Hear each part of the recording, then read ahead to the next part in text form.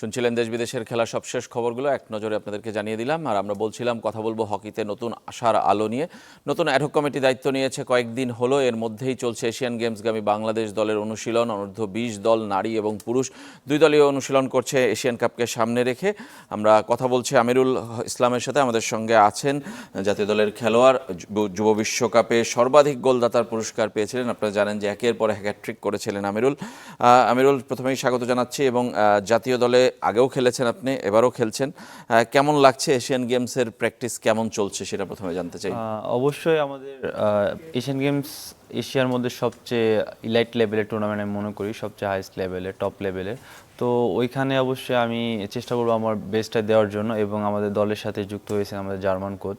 তো সেও চেষ্টা করছে কিভাবে আমাদেরকে আরও ডেভেলপ করা যায়, এবং আমাদের দেশি কোচ আছে মশিউর রহমান বিপ্লব স্যার। তো তারা দুজনই কমিউনিকেশন করে আমাদেরকে কী বিষয়গুলো আমাদের আরও লেগিংস আছে ইমপ্রুভ করা যায়, এবং আমাদের টার্গেট টপ 6-এর মধ্যে এনিহাও আমাদেরকে থাকার, কারণ অলিম্পিক কোয়ালিফায়ার জন্য একটা বেস্ট অপশন আমাদের কাছে। মানে 6 এর মধ্যে থাকতে চান, সেটা তো কঠিন, বাংলাদেশ কখনো পারেনি, কিংবা মানে এটা কিভাবে সম্ভব মনে হচ্ছে? এটা অবশ্যই সম্ভব। আমাদের বেশ কিছু স্পেসিফিক আমাদের ট্যাকটিক্সের উপর বেশি ফোকাস দেওয়া হচ্ছে। আশা করি ইনশাল্লাহ আমরা যদি ফুলফিল করতে পারি, ইনশাল্লাহ আমরা আমাদের অ্যাবিলিটি আছে, আমরা টপ 6-এর মধ্যে আমরা কোয়ালিফাই করতে পারবো। আচ্ছা, আর অনুশীলন কেমন চলছে? আপনি জার্মানিতে গিয়েছিলেন কিছুদিন আগেই, খেলে এসছেন। সেখানে আবারও জার্মানিতে যাওয়ার কথা জাতীয় দলের সবারই, পুরো দলের মাসখানেকের ট্রেনিংয়ের জন্য। সেখানে আসলে ট্রেনিং করলে লাভটা কি হয়? কিংবা জাপানে আমরা খেলবো এশিয়ান গেমস, জার্মানিতে আসলে অনুশীলন কি কারণে, মানে সেই জায়গায় আসলে সুবিধা অসুবিধাটা কেমন? ইউরোপিয়ান স্টাইলের হকিটা আসলে ফুলি ডিফারেন্স আমি মনে করি, যে ওখানে খুবই টাফ লেভেলের হকি হয় ওখানে, এবং টপ লেভেলের প্লেয়ারগুলো এখানে খেলতে যায়। তো আমাদের কোচ যে উনি বলছে যে জার্মানি টপ লেভেলের যে ক্লাবগুলো আছে তাদের সাথে আমরা প্র্যাকটিস ম্যাচ খেলবো। তো এইটা যদি হয় ইনশাল্লাহ আমি মনে করি আমাদের জন্য আরও বেশি ডেভেলপ হবে, কারণ টপ লেভেল প্লেয়ারদের সাথে খেললে আমাদের অবশ্য আত্মবিশ্বাসটা বাড়বে, এবং আমি মনে করি যে আমাদের যে ল্যাকিংসগুলো আছে আমরা ওইটা কভার করতে পারবো। আমাদের সঙ্গে এর মধ্যে যুক্ত হয়েছেন আরিফুল হক প্রিন্স। আমরা বলছিলাম যে বাংলাদেশ হকি ফেডারেশনের যুগ্ম সাধারণ সম্পাদকের দায়িত্ব পেয়েছেন অ্যাডহক কমিটিতে তিনি। স্বাগত জানাচ্ছি আরিফুল হক প্রিন্স। নতুন দায়িত্ব, কিন্তু আসলে নতুনভাবে শুরু। আগেও আপনি ছিলেন নানাভাবে হকি ফেডারেশনের সাথে, এবারের দায়িত্বটাকে একটু আলাদা মনে হচ্ছে কিনা এটা আমার প্রশ্ন। এবং গত মাসখানেক হয়নি আপনারা দায়িত্ব নিয়েছেন, কিন্তু নানা ধরনের কর্মকাণ্ড আমরা দেখতে পাচ্ছি চারদিকে। এই প্রথম মনে হচ্ছে যে হকির জন্য একসাথে একটা কমিটি কাজ করছে, মানে এটা কখনোই আমাদের দেখা হয়নি এরকম। ধন্যবাদ। আসলে আমরা দায়িত্ব নিয়েছি বেসিক্যালি আনুষ্ঠানিকভাবে 10 থেকে 12 দিন, কিন্তু আমাদের সামনে বেশ কয়েকটি চ্যালেঞ্জ, প্রায় 3টি আন্তর্জাতিক টুর্নামেন্ট। তো আমরা ফার্স্ট এবং 2টি খুব গুরুত্বপূর্ণ, এশিয়ান গেমস এবং জুনিয়র ওয়ার্ল্ড কাপ। তো আমরা দুইটি টিমকেই চেষ্টা করছি মানে দ্রুততার সাথে ভালো ক্যাম্প, ভালো কোচিং স্টাফ ইনক্লুড করার জন্য, এবং আমরা অলরেডি ইনক্লুড করে ফেলেছি। এবং খুব শীঘ্রই যদি আমরা জার্মানিতে সফরে যেতে পারি, এবং আমাদের জুনিয়র টিমরাও চায়নাতে যাবে প্র্যাকটিসের টুর্নামেন্টের আগে, সেক্ষেত্রে আমরা চেষ্টা করছি একটা ভালো রেজাল্ট আনার জন্য। 3টা দলের কথা বলছিলেন যে প্রস্তুতি চলছে, এবং এতগুলো বিদেশি কোচ, আমি 3টা দলের জন্য 3টা বিদেশি কোচ তো অলরেডি ডিক্লেয়ার্ড, এবং বেশ কয়েকজন জার্মানিতে গেলেও যুক্ত হবেন এরকমও শুনেছি আমরা। পরবর্তীতে আরও আসার সম্ভাবনা আছে। এতগুলো কোচ হকিতে বাংলাদেশে প্রথম কিনা একসাথে? না, এর আগেও আমরা 2016-তে, ওটাতে আমি ইউরোপের একটা কন্ডিশনাল ক্যাম্পে গিয়েছিলাম।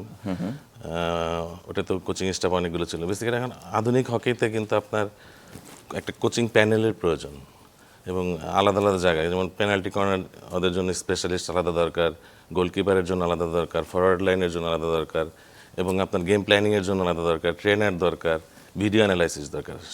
সেই লক্ষ্যকে সামনে রেখেই আমরা একটা ফুল প্যানেল কোচিং স্টাফ তৈরি করেছি, এবং আমাদের জন্য অপেক্ষা করছে, এবং ওরা কাজও শুরু করে দিয়েছে। যদি টিম খুব দ্রুত যেতে পারে তাহলে আশা করি ওরা ভালো একটা সাপোর্ট পাবে।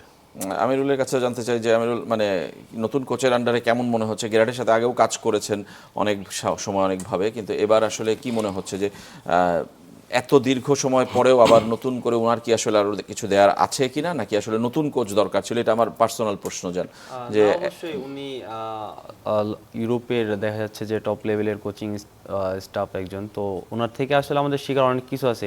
শেখার দেখা যাচ্ছে যে ইন্টারন্যাশনাল হকি এখন কিভাবে চলতেছে এইটা আমাদেরকে সে অ্যানালাইসিস করতেছে। তো আমাদের যে যে জিনিসগুলো ল্যাকিংস আছে সেটা তার জন্য ইমপ্রুভ চেষ্টা করতেছে আমাদের কীভাবে ইমপ্রুভ করতে পারি, এবং আমাদের খুবই ছোট ছোট জিনিসগুলোকে নিয়ে সে বেশি ফোকাস করতেছে। কারণ দেখা যাচ্ছে বড় ম্যাচগুলোতে আমরা খুবই ছোট ছোট মিস্টেকের কারণে আর কি দেখা যাচ্ছে গোল করে ফেলছে, আমাদের গোল ডিস্টেন্সটা বেড়ে যাচ্ছে। তো সেক্ষেত্রে আমি মনে করি যে অবশ্যই সে চেষ্টা করতেছে তার জায়গা থেকে আমাদেরকে কি আরও কীভাবে ডেভেলপ করা যায়, এবং সে যে জার্মানির যে ব্যাপারটা আমাদের ফেডারেশন করতেছে, এটা যদি আল্লাহর মতে বাস্তবায়ন হয়, অবশ্যই আমি মনে করি আমাদের টিমের জন্য একটা বেস্ট একটা অপরচুনিটি হবে, যে একটা বিগ টুর্নামেন্টের আগে একটা বেস্ট অপশন আমাদের জন্য। প্রিন্স ভাইকে জানতে চাই যে আমিরুল বলছিল যে সেরা 6 থাকতে চায় এশিয়ান গেমসে, তাহলে অলিম্পিক কোয়ালিফাই খেলার সুযোগটা থাকবে। সেটা আসলে বাস্তবতায় কতটা সম্ভব বর্তমান প্রেক্ষাপটে আমাদের দল এবং বিশ্ব হকি মিলিয়ে? এটা আসলে একটি মানে কঠিন টুর্নামেন্ট, মানে এবং কঠিন প্রশ্ন। এশিয়ান গেমস যারা খেলতে যাচ্ছে, আপনি জানেন যে India, Pakistan, Japan, Korea, Malaysia, এরা কিন্তু অলরেডি ওয়ার্ল্ড কাপ মুখী।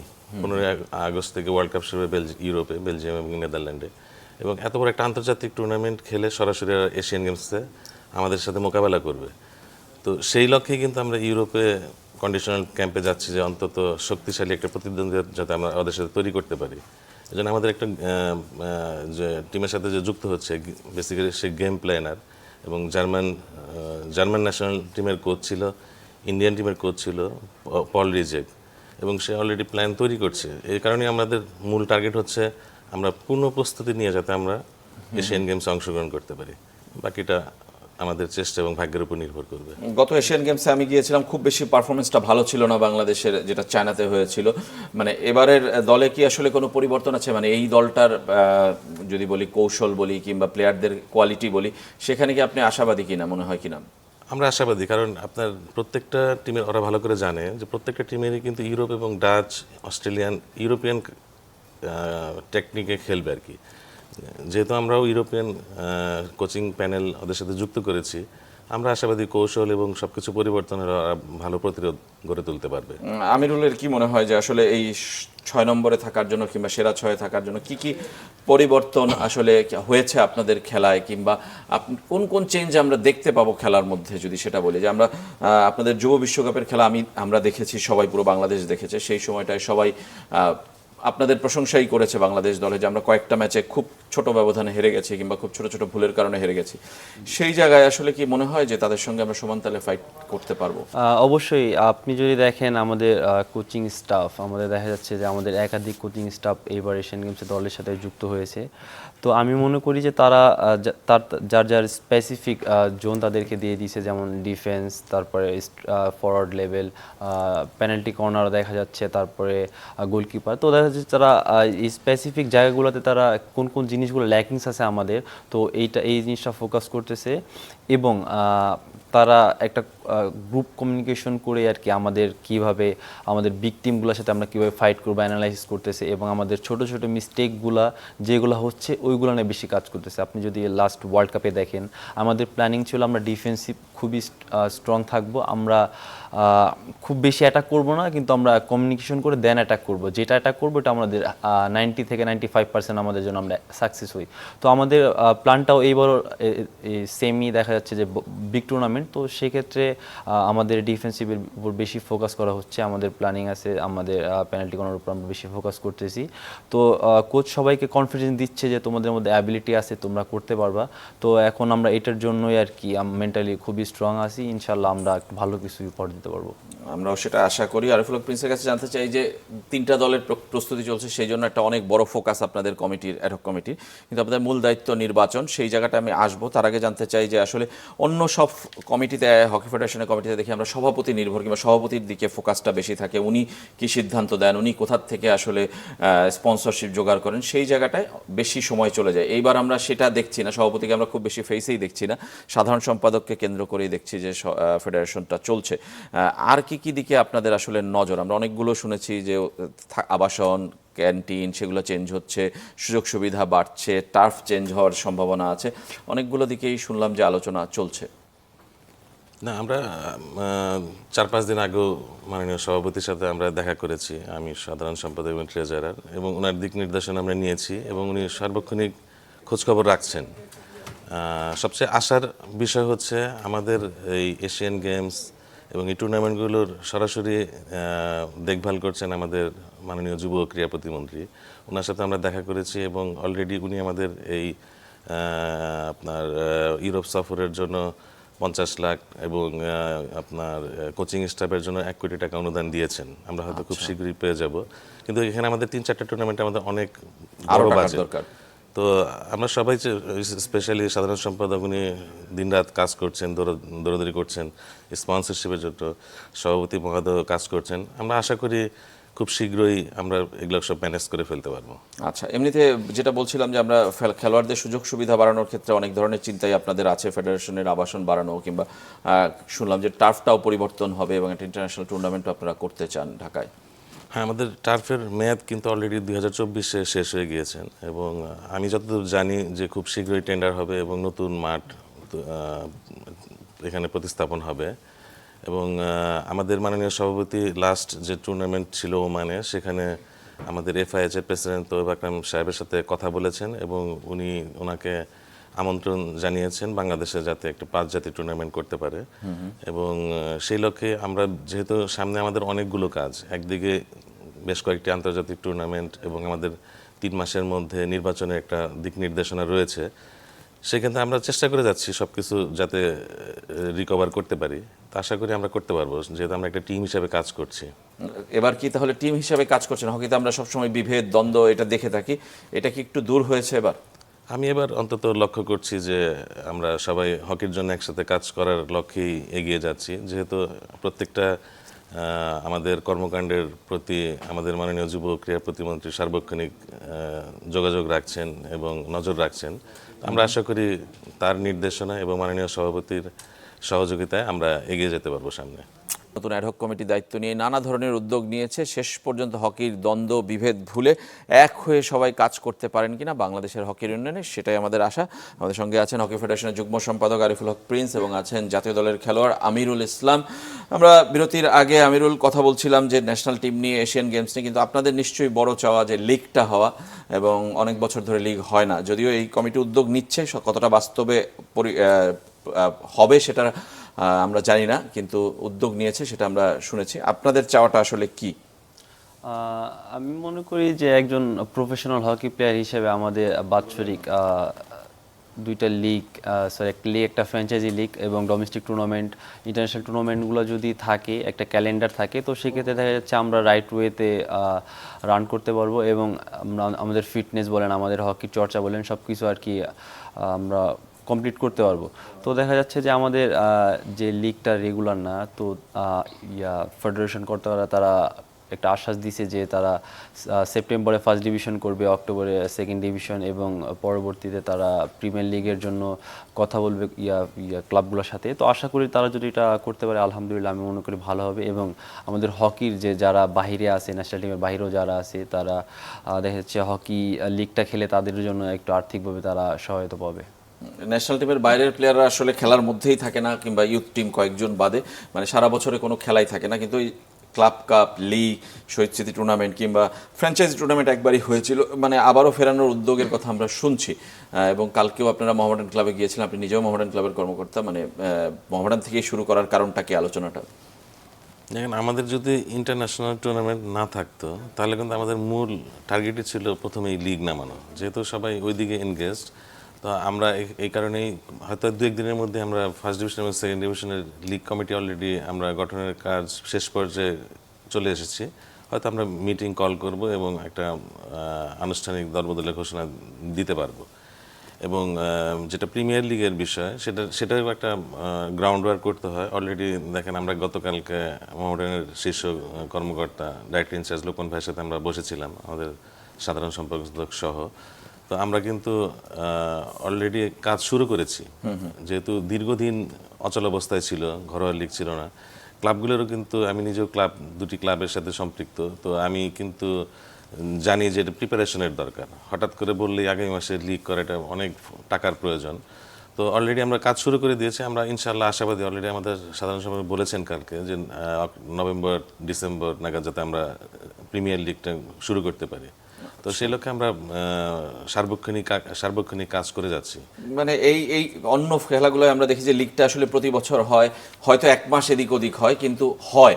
হকিতেই আসলে একমাত্র জায়গা যেখানে একবার লিগ হওয়ার পর 2-3 বছর আসলে থেমে যায়। মানে সেই জায়গাটায় আসলে কি করলে আপনার মনে হয় যে এটা লিগটা প্রতি বছর হবে? এটা আমরা আসলে বেরিয়ে আসতে যেমন গত কমিটি লিগ করতে পারিনি, কারণ গত কমিটিতে কিন্তু ক্লাবের সম্পৃক্ততা কম ছিল, প্রতিনিধি কম যারা ছিল। প্রতিনিধি একবারে ছিল না বললেই চলে, দু একজন ছাড়া। তো ফেডারেশনগুলোতে যেহেতু হকি ক্লাব নির্ভর খেলা, অবশ্যই হকি ফেডারেশনে আপনার ক্লাবের প্রতিনিধি বাড়াতে হবে। তো আমরাও চেষ্টা করছি যাতে আগামী নির্বাচনে আমরা মাননীয় ক্রীড়া প্রতিমন্ত্রী আমিনুল ভাই, যেহেতু উনি খেলোয়াড় ছিলেন এবং উনিও ক্লাবের সাথে সম্পৃক্ত, উনি জানেন। তো আমরাও চেষ্টা করব যাতে ক্লাবের সম্পৃক্ততা বাড়াতে পারি এবং যাতে নিয়মিত ঘরোয়া লিগ আয়োজন করতে পারি। আমিরুল বলছিল যে ফ্র্যাঞ্চাইজি লিগটাও একবার হয়েছিল, ফ্র্যাঞ্চাইজি লিগটাও তাদের দাবি। এটার ব্যাপারে কি কোনো আলোচনা এগিয়েছে কিনা? এটারও আমাদের অলরেডি আমাদের জেনারেল সেক্রেটারি ইশতিয়াক ভাই কাজ শুরু করে দিয়েছেন, এবং আমরা যেহেতু এই মুহূর্তে হঠাৎ করে আমাদের যে মূল স্টেপ বাই স্টেপ আগাতে হবে, আমরা হুট করে সব প্রতিশ্রুতি দিয়ে কিন্তু বাস্তবায়ন না করতে পারলেও একটা বিরাট সমস্যা।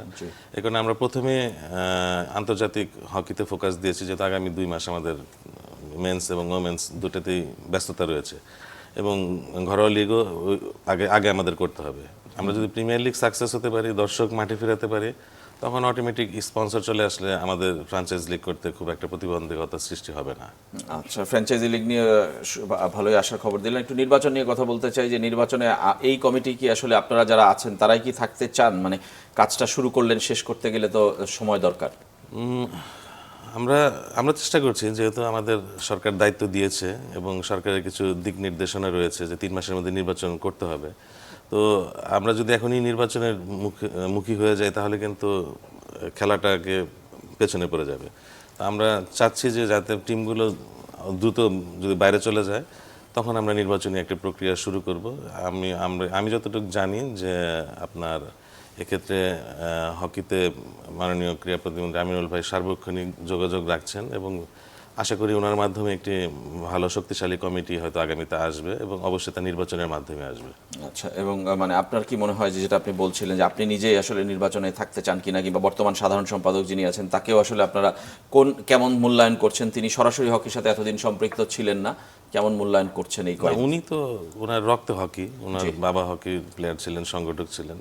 তো উনি হকিতে অনেক আগের থেকে কাজ করেন, হয়তো প্রকাশ্যে ছিলেন না। জি। তো আমরা চেষ্টা করছি যাতে সব ভালো কর্মকর্তা, ভালো অফিস যারা হকির সাথে নিবেদিত, সবাইকে নিয়ে একটি ভালো প্যানেল তৈরি করার জন্য আমরা আশা করি যে এখানে আগামীতে যে আমরা নির্বাচনের দিকে যাব, সবাইকে নিয়ে প্রথমে চেষ্টা করব। যেহেতু আমাদের পেছনে অনেকেই কাজ করছেন, আশা করি আগামীর হকি অন্যরূপে আসবে। আচ্ছা, সেই প্রত্যাশা আপনি দিচ্ছেন। আমিরুলের কাছে জানতে চাই যে আমিরুল, আপনার বেশ কিছুদিন এই ফেডারেশনের সঙ্গে কাজ, অনেক কমিটি এসছে, এইবারের কমিটির সাথে কাজ করে কিংবা কেমন মনে হয়েছে, যে কোনো পরিবর্তন কি আপনারা প্লেয়ার হিসেবে উপলব্ধি করেন কিনা? অবশ্যই দেখেন, তারা একটা প্রফেশনাল ওয়েতে রান করতেছে। আপনি যদি দেখেন আমাদের বেশ কিছু সাইডে তারা ডেভেলপ করছে, যেমন আমাদের মিডিয়া কাভারেজটা আসলে আমাদের লাস্ট টাইমের তুলনায় এবার টাইম খুবই আসলে ইমপ্রুভ হয়েছে। তো দেখা যাচ্ছে সবসময় আমাদের মিডিয়া কাভারেজটা থাকতেছে, প্লাস আমাদের যে ফুড চার্টটা আপনি যদি দেখেন, ফুড মেনুটাও আমাদের ইমপ্রুভ হয়েছে, প্লাস আমাদের ডাইনিং হল থেকে শুরু করে আমাদের মনোবিজ্ঞানের উপরেও আমাদের কিছু ক্লাস নেওয়া হয়েছে। তো দেখা যাচ্ছে যে ইস্তিক ভাই যারা আছে, তারপর প্রিন্স ভাই, তারপরে আমাদের সাধারণ সভাপতি সাহেব, তারা সবাই চাচ্ছে আমাদের একটা প্রফেশনাল ওয়েতে আনার জন্য। একটা প্রফেশনাল ওয়েতে যদি আমাদের হকিটা রান করে, আশা করি আমরা উইথিন 5 ইয়ার্সের মধ্যে আমরা ইনশাল্লাহ ওয়ার্ল্ড কাপ কোয়ালিফাই করতে পারবো, সিনিয়র ওয়ার্ল্ড কাপ। তো ইনশাল্লাহ এইটা যদি হয়, তারা বাস্তবায়ন করতে পারে, তাদেরকে সময় অবশ্যই দিতে হবে। এটা যদি সময় তাদেরকে আরও দেয়, তাহলে দেখা যাচ্ছে ইনশাল্লাহ আমাদেরকে আরও বেশি প্রফেশনাল ওয়েতে তারা সার্ভ করতে পারে ওয়ার্ল্ডে। 5 বছরের মধ্যে ওয়ার্ল্ড কাপ খেলা, এটা কি স্বপ্ন সম্ভব? মানে এবার ওয়ার্ল্ড কাপ হচ্ছে, আর 4 বছর পরে পরেরটা, তারপরে আবার আরেকটা, মানে তারপর সেকেন্ড ওয়ার্ল্ড কাপে আমরা থাকতে চাই, এরকম প্রিন্স ভাই সম্ভব? আমি একজন খেলোয়াড় হিসেবে বলবো এটা অসম্ভব কিছু না। যদি আমাদের প্ল্যানিং ঠিক থাকে, যে কোনো ধরেন আমরা সাধারণত যদি আমরা অন্য দেশের দিকে তাকাই, জাপান, চায়না, মালয়েশিয়া, আমাদের আশেপাশে, ইন্ডিয়া, পাকিস্তান, এরা কিন্তু এক এশিয়ান গেম থেকে আরেক এশিয়ান গেমস টার্গেট করে 4 বছরে। 4 বছর। যে কারণে ওরা কিন্তু প্রত্যেকটা সময় ভালো করে এই একটা করে। আমাদের কিন্তু দেখেন সামনে 1 মাস এশিয়ান গেমসের আর হয়তো 6 সপ্তাহ বাকি, আমরা হয়তো 2 মাসের প্ল্যানিংয়ে কোথায় 4 বছর আগে, কোথায় 2 মাস, পার্থক্যটা কিন্তু এখানেই। তো আমরা আশা করছি যে এই ইয়ের থেকে আমরা বেরিয়ে আসব। আমরা যদি আমি অলরেডি কোচিং স্টাফদের যাদের সাথে ইউরোপিয়ানদের সাথে কাজ শুরু করেছি, এদের অলরেডি বলেছি যদি তোমরা পারফরমেন্স দিতে পারো, 6 এর মধ্যে আসতে পারো, তাহলে কিন্তু তোমাদের দীর্ঘমেয়াদী কন্ট্রাক্টে যাব। এবং এই ক্ষেত্রে আমি কিন্তু ক্রীড়া প্রতিমন্ত্রীর সাথে ওনাদের মিটিং করিয়ে দিয়েছি, যে কারণে আমরা আশাবাদী যদি রেজাল্ট ভালো হয়ে যায় আমরা একটা দীর্ঘমেয়াদে যেতে পারবো। ধন্যবাদ আপনাদের দুজনকে আমাদের স্টুডিওতে আসার জন্য। একটা স্বপ্নের কথা শোনাচ্ছেন যে 4 থেকে 5 বছর পরে বাংলাদেশ মূল বিশ্বকাপে খেলবে হকিতে, যদি লক্ষ্য পূরণ করতে পারে, পরিকল্পনা সঠিকভাবে করতে পারে। আমরা আশাবাদী সেই দিনের জন্য যে বাংলাদেশ হকি বিশ্বকাপে খেলবে সরাসরি। ধন্যবাদ সবাইকে, আজকের মতো এখানেই শেষ করছি।